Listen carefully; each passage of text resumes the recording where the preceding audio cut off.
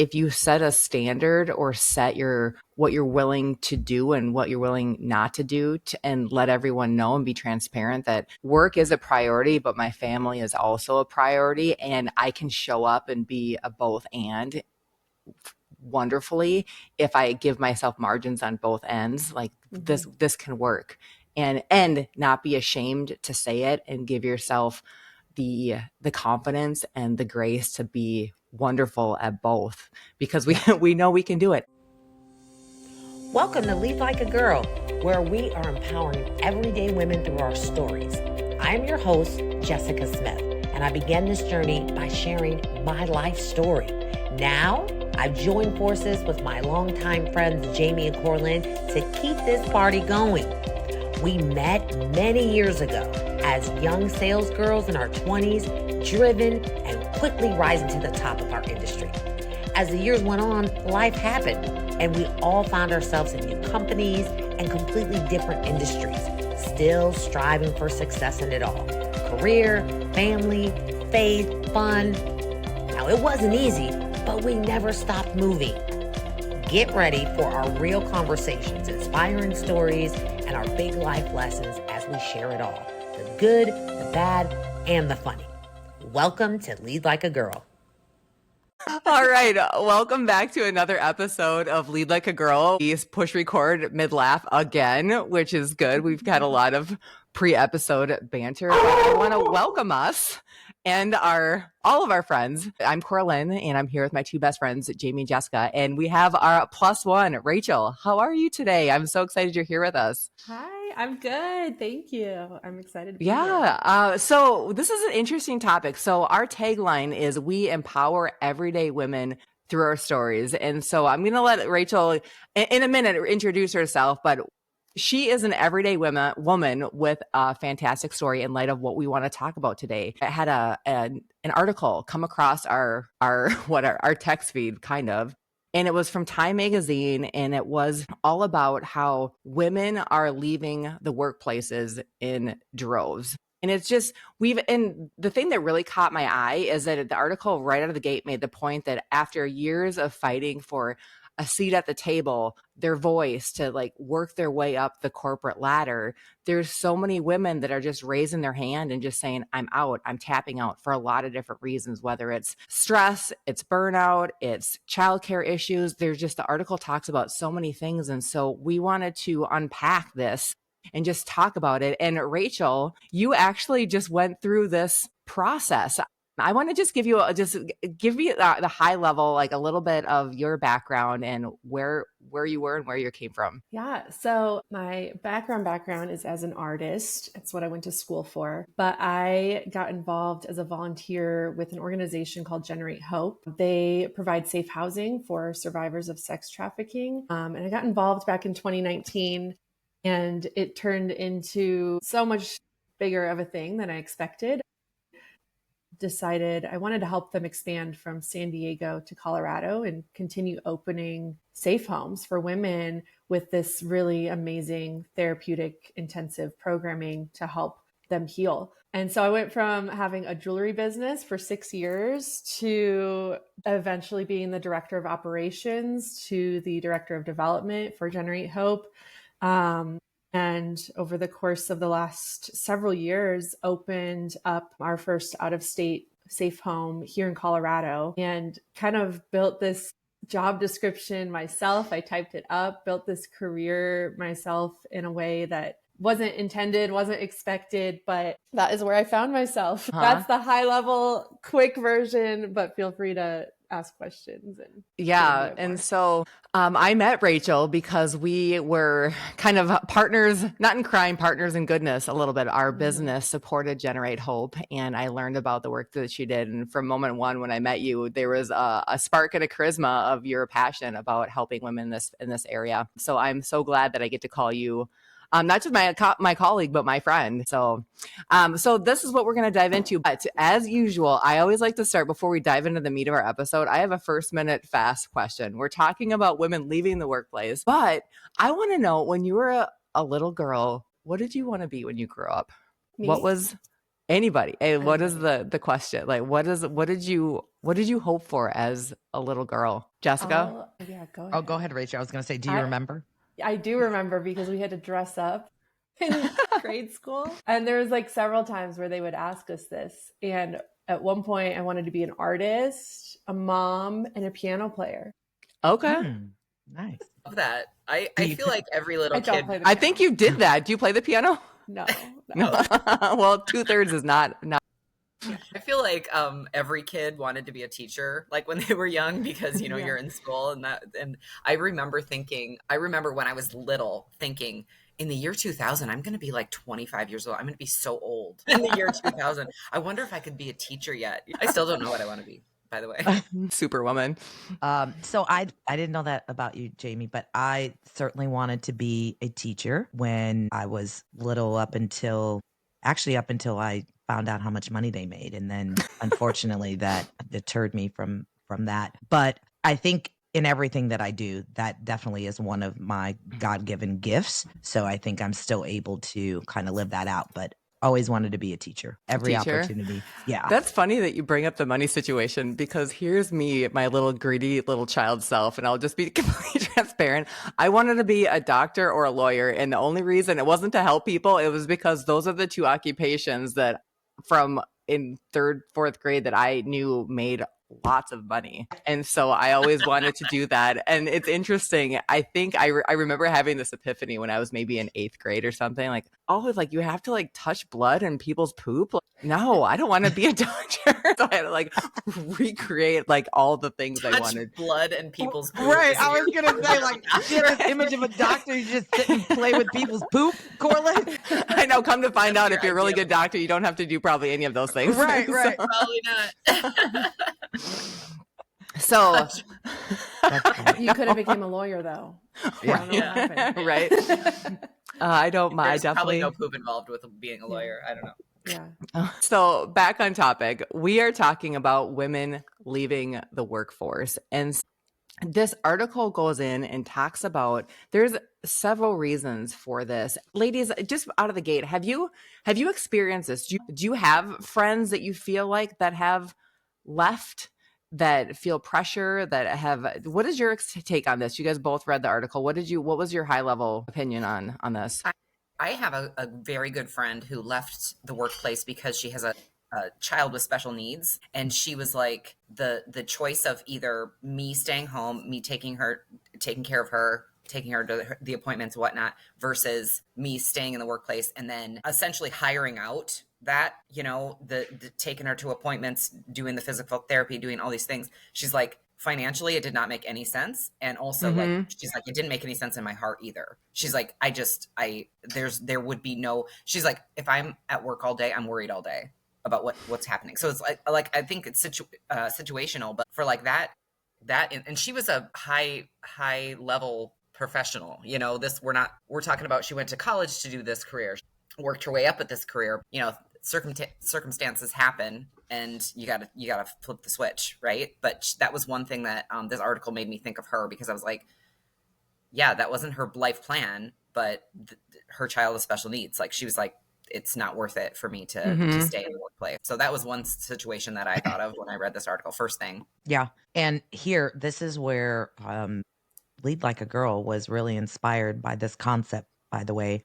And this was the situation during the pandemic where all of these women, specifically women that were in leadership, were leaving the workforce. And we know why they were leaving is because during this crisis, real talk was there was a heavy load on us. And it was because there's this unwritten rule that women, even though we may have demanding roles in leadership, in some cases executives, you still have to make sure the kids take a shower, make sure dinner's on the table, make sure doctor's appointments. And now you have a full-time task of homeschooling children. And when I think about myself, that was one in elementary, one in middle school, and one in high school. And before they had the Zoom classes, it was, here is the curriculum, teach your children. That was it. And then I'm like, I always wanted to be a teacher. That was fun for about 3 days. The And least paid yeah, teacher and job. that was a dark place for me, and I was inspired. And what really, and then we had, when we got back to work, we had this Women's History Month, and they wanted a theme, and it made me think about, if we knew that we could lead, we could be in these roles, and we could lead how we want to lead, and not try to compare ourselves to our male counterparts and how they lead, because it has to look very different. But women didn't know how to do that. They didn't feel empowered to do that. So it was easier, like Jamie said, to feel this pressure to just leave. And the question I would have, like for your friend, is how was that work environment? Where did she feel empowered to still be there for her special need child and still be a leader, right? And that means that you have to be flexible, and you have to have a workplace that allows that flexibility and understands your situation and has empathy for that. And usually they don't.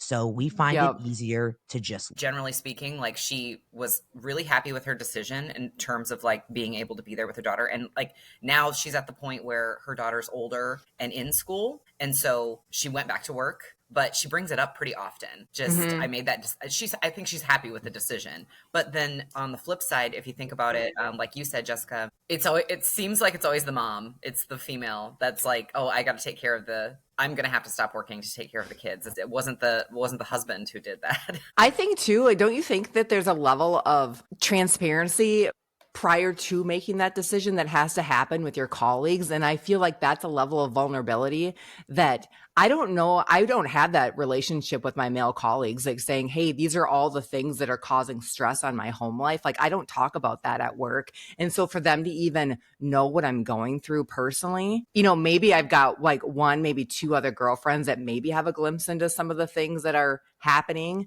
But as a whole, it's not. They don't know. They have zero clue. And so for them to step up and be supportive of me, which has never happened because they're not in the know. yeah. But so we have a fourth voice, and it's for a reason. And my good friend Rachel. So this is, you're not an expert in this topic, but you do have very true lived experience. You had shared with me, I got a super sad email about bittersweet, not sad, bittersweet, about a month or so ago, that you had decided to leave Generate Hope and become a stay-at-home mom. And it was this whole, I felt like two things. I was like, oh my goodness, that's so sad for me, because I love working with you and partnering with you in your mission. But I also am so incredibly happy for you in the same breath to be able to make that choice. But can you share with us a little bit about that process, like how you came to that, like why, how, what, like all the things? Yeah. Well, I think part of it was instilled in me when I was younger. My mom was a stay-at-home mom. She's also an oil painter. That's where I learned that from. And I think, I had that opportunity to be able to just like have a positive experience with that and look up to her. She wasn't resentful. She wasn't bitter about it. And I think being able to see that and think as a young girl, like, I want to do that. I want to be a stay-at-home mom. And so that was always kind of in the back of my mind. But I was also a really driven, motivated little girl who was like, I want to get stuff done, and like, I want to make a difference. And so there can be both at different times in our life. And I think one of the things that's important to remember that my dad has always told me is nothing has to be permanent. So we can give ourselves permission to make these decisions for the time being, and nothing has to be permanent. I'm so glad you said that. Yeah. Like, we that's can good. choose to stay in our job for, you know what I mean? Either way. And it's okay to change your mind. I think I grew up for some reason thinking, I don't know where I learned it, but that it wasn't okay to change your mind. So I just want to throw that out there and encourage people, like, it's okay to change your mind. Yeah. No, I love that. Yeah, I love that, because so even like in my situation now, I'm looking for a new role. I was laid off of my job after 8 years. And one of the opportunities that I'm looking at, by the way, is in Denver, Colorado. Ooh. Denver was never on my radar. And Yeah. everybody's like, what? Denver? You can't move to Denver. And that's exactly what my mindset is. It's like no one's saying that I'm going to live and die in Denver. Yeah. Nothing is forever. And if I get there and I hate it, or if I take the job, I am not stuck. Like that's one of the beauties of living in a free world, right?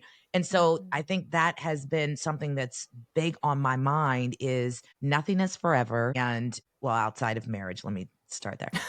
But Noted. That would be the hope. that was one thing you don't want to change your mind on, but you can change your mind and that's okay. So I think that really hit home for me. But I want to ask Rachel, so what, and maybe you were getting to this, but what was that moment what was the why behind I want to do this right now? So when I first sat down with the executive director, like in 2020, January 2020. Wow. I like remember telling her pre-COVID. Yeah. I remember telling her, like, I want to get this thing launched. And then my intention is to start a family. And I don't know what I'm going to want. I kind of left it open, but I was like, I might want to be a stay-at-home mom. Just warning you, like, so we have like which is brave, by the way. Yeah, she's incredible. I think because she comes from this like social work background, like we're just able to have these amazing open conversations. And she was a really, really supportive workplace in a sense, like we were kind of referencing before, like would it have been a supportive workplace as a mother? Yes. I think what it came down to is I had this kind of mission set out before me, and there was a lot that went into it. Like I did not know, nor could I expect like the challenges and the heartache and like the anxiety and the ups and downs that would occur in trying to make this happen. But I also was like, but I'm going to finish what I started. And so that's that little girl that's super determined. And we know that we yeah. And it took us a couple years to get pregnant. So that was one factor of like, okay, I'm ready. My daughter's 1.5 now. So maybe 3.5 years ago, I was like, I'm ready. But the Generate Hope itself, like, wasn't ready for me to leave. I just know it wasn't. If I would have had a baby right away, that would have been so hard. We went through some just changes in staff and changes in like growing pains of like creating this out here. And so I got to a point where we actually had to do like this relaunch this year, and my daughter is coming up on 1.5, and I was already part-time, and it was still a lot, like outsourcing everything. I mean, door dashing dinner every night, because I think what it comes down to is like, I only have so much energy. And I think the decision, I wasn't going to leave my job until I felt like God had released me from this mission. Like that was my prayer. Mm-hmm. Okay, I will finish this work that we've started. And I just suddenly, I had this moment of peace. I was just like, okay, cool. Yeah. It was one of those things where like, I don't know how to explain it besides like, I just had such a deep sense of peace about like, my job is done here. And so I talked to my husband, and like, just, he is a lawyer. So like, I have that, like thank God. Well, that was going to be my next question was there ever a conversation of you leave your work and take care of the kid? But now I get it. Yeah. We've talked about that. He's like, if you are making millions as an artist, like I'll be a stay-at-home dad. And I'm like, look, I'm not trying to do that.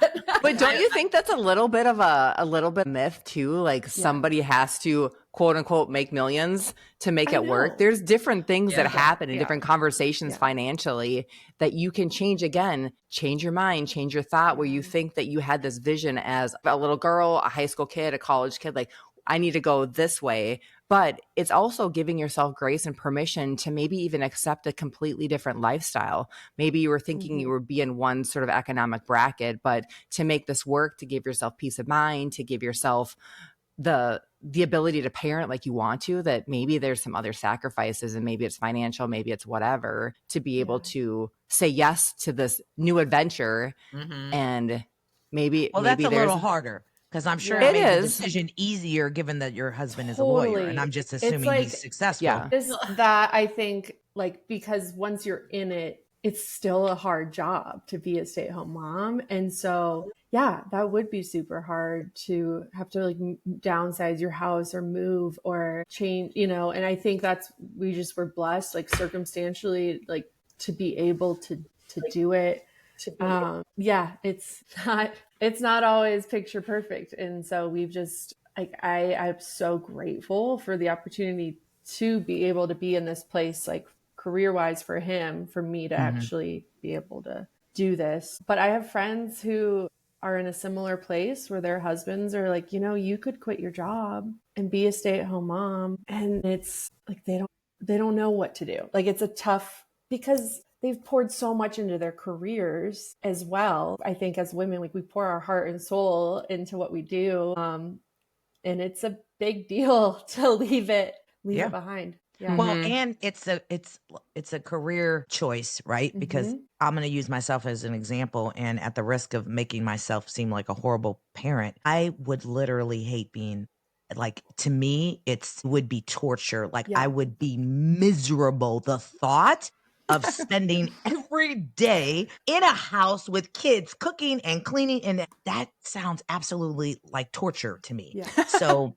Yeah. I'm like, even being laid off, like I'm busier now than I was even working, because I will find something, and I can guarantee you it has not been, now I spend more time cooking and spending time with the Yeah. kids, and that, no, that's not what I'm spending my time doing. So Yeah. there's that Oh piece of it, man. right? When you're Yeah. talking about, at least there was something in you Yeah. that it seems like you equally love the thought of a dream of being an at-home mom, right? So there's that Yeah. piece that you're still like following your dream. How long have you been home, Rachel? Ooh, let's see. End of Where'd you look? July. End of July. July Oh, so So 29th. this for a is, This couple is months, few so months. oh, okay. new. So this is new. Okay. So I Yeah. am in a little bit of like this parts of it are hard, but parts of it are like, oh my gosh, this is so great. Like I've never been to this fun place. I get to take Grace and be with like another mom. But I want to point something out, Jessica, that is like, somebody posted on Instagram, hey, I want to hear, or maybe like Twitter or whatever, I want to hear from those who have grown up now and had stay-at-home moms. What was your experience? Was it good? Was it bad? And you read through all these comments and like, was your mom working? Was she stay at home? And you read through all the comments. And what it came down to is kids just want their mom to be happy and present when they're with them. But the kids who's had stay-at-home moms who were like resentful, bitter, and mad that they weren't working, they noticed that. Mhm. And like those kids Yeah. like didn't get the benefits of the stay-at-home mom because Yeah, their that's good. mom was depressed. Yeah. Yeah. Then there was kids who they shared like, yeah, my mom was a stay-at-home mom, it was great, like she was happy, we were happy, blah blah blah. And then others who like, my mom was a working mom and she was so inspiring, and then she would come home and like love us. And I mean that takes like superwoman powers, like to have that, just to have enough energy to do both. But like the gist of it, what it came down to is kids just wanted their mom to be happy, and they were okay if she was working or if she was a stay-at-home mom. So Yeah. I thought that was great That to is read. great. That's great. Yeah. That I think that is a fantastic point to bring up, because I think there's two sides of the coin too, where I think as a working mom or a stay-at-home mom, the grass could look greener on the other side of the fence in many different respects. But the core of it is, what is it that is going to works for your household, for you and for your soul. And I feel Yeah. like if you're always hoping to be that other person, then Mhm. this conversation gives you a little bit of grace to kind of think about, could that other side work for you? Yeah. Or be okay with not, like, I'm a stay-at-home mom and I'm fine not working, or I'm a working mom and I'm fine not being a stay-at-home mom. Like, there's Yeah. grace and championing in all of those scenarios. Well, and Yeah. I just wanted to mention, I love that when you mentioned, things can change. Like there's always the opportunity to have something change. And just thinking about my own position at work, it's like, 10 years ago, if you would have asked me to do this, because I travel a lot. So it's like 10 years ago, no, I couldn't do that because my kids were small. Well, now Yeah. I've got my youngest is a senior in high school. So she's about ready to, she's like planning to leave the house in the spring when she graduates. So it's like, oh, well, now I can look at that promotion. We even talked last night about Brad not working. So I was like, well, if I have to travel 3 weeks out of the month, somebody's got to take care of everything else. And he's like, I'll do that. No, tell him I'm going to need him Stay-at-home working husband. and doing that. Right? Jessica just gave him a Band-Aid. He's got to do both. No, but that's good. I mentor a lot. And I would probably say in the last couple years, I've had this conversation with several young women that are to the point, and one in particular that I remember that was just like, I'm excited to start a family, but I kind of have anxiety because my husband's expectation is for me to be a stay-at-home mom. And that's not what I want. And I don't know how to tell him that. And I'm like, Yeah. rip the Band-Aid off Tell and him. just tell Right. him. However, Maybe that should have been in your premarital counseling. Like let's right, get there this you on the go. table. But again, maybe she changed her mind. Maybe She that might was have on the changed her table. mind, and that's okay. Yeah. That's Yeah. what happened, Cor. She changed her mind because she didn't know until she got into her career that it was going to be so fulfilling for her. And that's exactly what I told her. And I said, it's okay to tell him that things changed. I mean, it's just what happens, but it's also, you have to find that balance. If you want to start a family and you want a career, that's okay. You got to find that balance. And going back to Yeah. something you said, Rachel. So I have 3 sons and they're all about 10 years apart. The 31-year-old, the 21-year-old, and a 12-year-old. And one thing that I have to say is those older ones, especially my oldest, this is what he says, Mom, I had everything a kid could possibly have. Like he wanted for video games, the newest Jordans, everything. He's like, but what I didn't have is my mom. And I would give it all back again to have just a little piece of my mom. And so that was super hurtful, but he understands that in my mind, I didn't have a choice. This was the opportunity that was in front of me. And I didn't have all of the other opportunities that many other women have. This was the one. And it was either do this or do nothing. And he understands that. But that feedback taught me a lot. Now with the 12-year-old, I'm like, I have to find that balance. And as difficult as it is, getting that feedback from the other one saying we would have given it all up, just like we would have been okay with being, little poor kids just to have our mom, made me really realize that finding that balance, even if you are career driven and all of that stuff, you really got to find your balance where your kids still get you and you can still be successful. And the only way to do that is to show up in the marketplace saying, I am unapologetically going to lead and be this badass executive, but I'm going to do it in a way that still allows me to show up as a mom for my family. We got to be okay with that. Amen. Yeah, we got to be okay with that.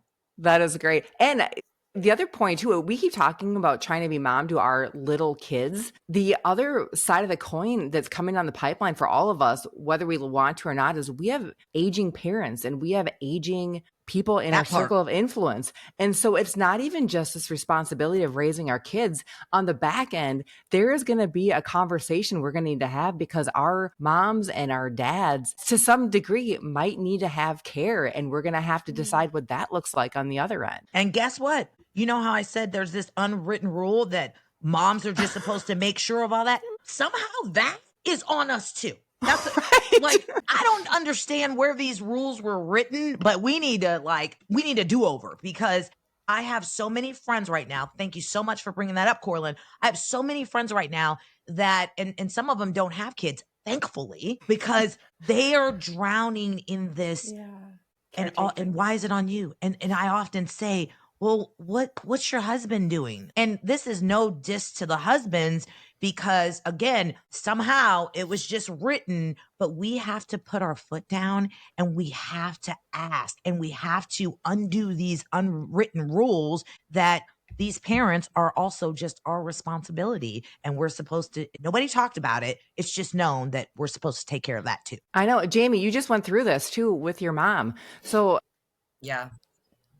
Tell us, how did you manage as a adult caring for your children on one end, your household in the middle, and then caring for your parent? It was so stressful. I remember last summer. So Rachel, my mom was sick for several months last summer, and then she passed away last fall. And I remember every single night, every weekend, I felt guilt, like doing something that wasn't caring for her. We had an event with friends where we were going to float down the river, kayak, whatever. And I stopped in the middle of it, and I had to go to my mom because I had to give her medicine and feed her and stuff like that. And I remember telling the people, I'm like, I'm sorry, I got to go, but like, I can't do this. Like, I have to take care of my mom today. And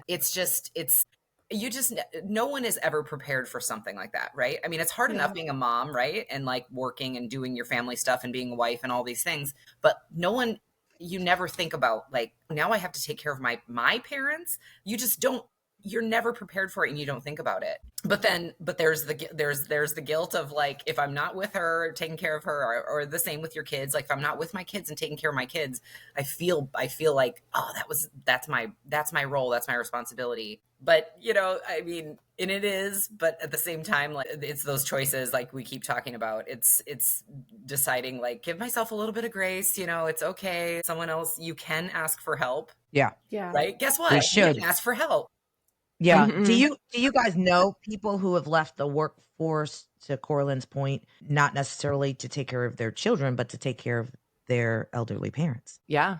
Yeah. Or I know somebody specifically for their husband had a accident at work. And so there's even these unforeseen circumstances that come in, and it's a hard decision. And I think this person I'm thinking of, they worked from home for a while, and it just became just too much. It was just their husband had just real hard health issues and had an accident and just a lot of stuff that stemmed from that. But it's a huge decision that, and that was unforeseen too, that you just can't happen. I mean, obviously we all know that our parents are getting older, but the degree to which even that I've even thought about what is my life going to look like 10 years from now, maybe, whenever that happens, it hasn't been a consideration. And I think for a lot of us, if we don't take the time to kind of even just think and talk with our parents about what that could, and our siblings too, like, it doesn't, I think that's like we've talked about show. this before, but it's like part of the responsibility is thinking about it, but then intentionally bringing the other players in the game into the conversation, right? Because it's like, put that on the calendar. That's right? a whole nother, put that on the calendar for another show.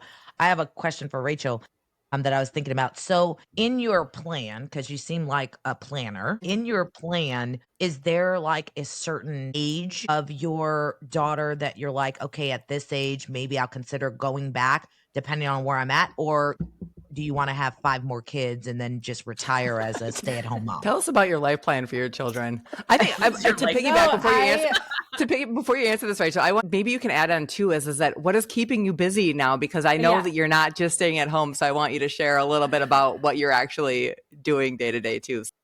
Yeah. So I do want more kids. I don't have like a plan for that. I think it'd be cool to maybe have a boutique, or like I have these fun thoughts of like, oh, maybe I'll do that one day, but I don't really have a plan. And I think, right now, so where I worked, the Safe Home here in Colorado, I've been volunteering there once a week or so, and then I've been painting. And I think you're like, well, where do you find the time for that? Probably one, like it's Nap okay time. to take a break and get, there's a couple things. Nap time. Sometimes I need a nap during nap time, but nap time. And then, I have a babysitter come once a week, and I know that that's like such a privilege to have that, but it's like, man, moms need a break too. So like my neighbors and I have talked about doing like a kid swap, like I'll watch your kid one night, you watch my kid another night, so we can just go on a date night or get out. But like, I think when you are a stay-at-home mom, it can turn into like this 24/7. It could turn into like you are cooking, cleaning, caring 24/7. And that's just not really me. So it's not what I want to be doing. Yeah. It's not sustainable. Again, like you're not going to be able to like show up and be present for your kids, because you're just going to be like resentful, maybe. I would be tired. And so for me, I need that break, and just being able to serve and get outside of my household and see like other people are going through really hard stuff, and to be able to be there for them in like in that adult relationship instead of just toddler relationships, you know? Mhm. Yeah. I think that's so important.